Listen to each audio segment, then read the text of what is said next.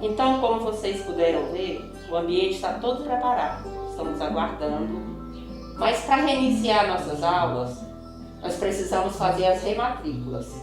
Então, a partir do dia 1º de junho, estamos aguardando os pais aqui, com os documentos seus, os documentos dos filhos, cartão SUS, para fazer as rematrículas dos seus filhos aqui no CRAS. Estamos aguardando a partir do dia 1º de junho, para podermos, assim, iniciar as nossas aulas.